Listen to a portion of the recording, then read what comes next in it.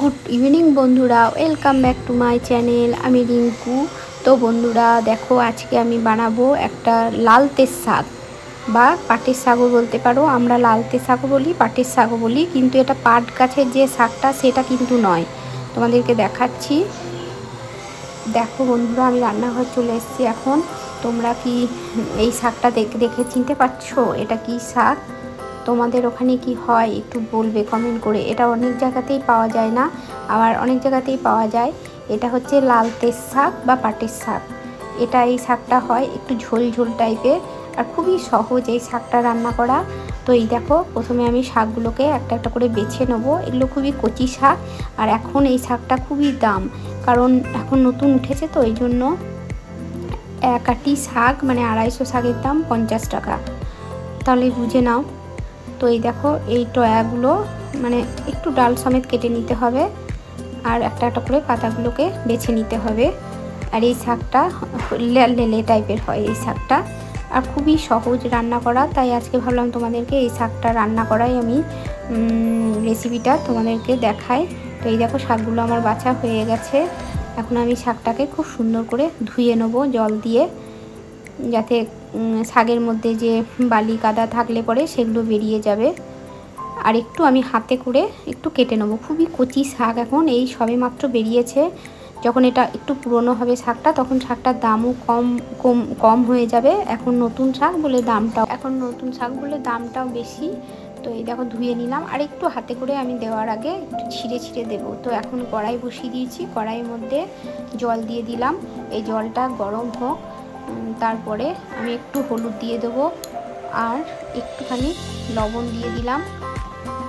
সবটাই পরিমাণ মতো দেবে তোমরা, তোমার শাকের পরিমাণ অনুযায়ী। তো এবার আমি শাকগুলো, জলটা ফুটে গেছে, এখন আমি শাকগুলোকে দিয়ে দিলাম। জলটা ফুটবে তবেই তোমরা কিন্তু শাকগুলোকে দেবে। তো এই দেখো, শাকগুলোকে দিয়ে দিলাম, আর একটু অল্প পরিমাণে খাবার সোডা দিয়ে দিলাম।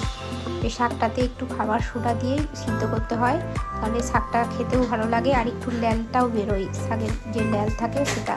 এখন আমি ঢাকা দিয়ে দিলাম, আর অল্প আছে, খুব আস্তে আস্তে সিদ্ধ হবে একটু টাইম ধরে।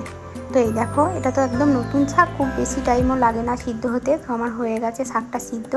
আর এই শাকটা না একটু ঝোলঝোলই হয়, ঝোল ঝোল খেতেই ভালো লাগে এই শাকটা। এই দেখো, এরকম ঝোল ঝোল হবে। তো এখন এই শাকটা ছুঁক দেবো। এখন আমার সিদ্ধ হয়ে গেছে, এর জন্য আমি এই দেখো একটা শুকনো লঙ্কা, একটু 5 ফোড়ন, আর একটু বেশি করে রসুন নিয়ে নিয়েছি।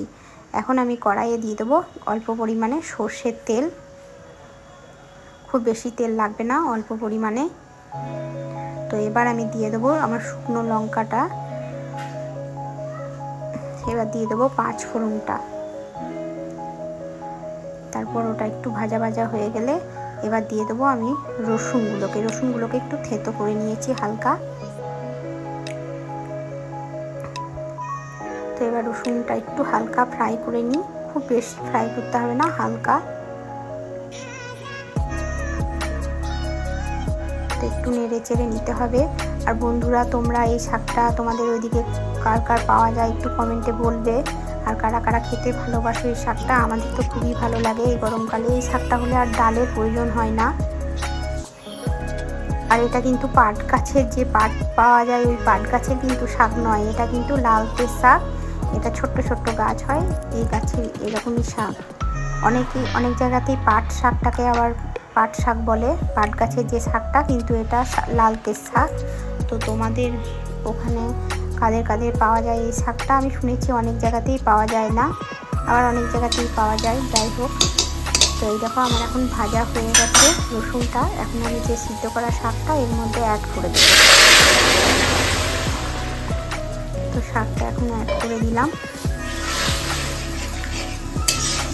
এবার একটু অল্প পরিমাণ মিষ্টি দিতে হবে শাকটার মধ্যে। লবণ তো সিদ্ধ করার সময় দিয়ে দিয়েছিলাম। তো এই দেখো, একটু মিষ্টি দিয়ে দিলাম।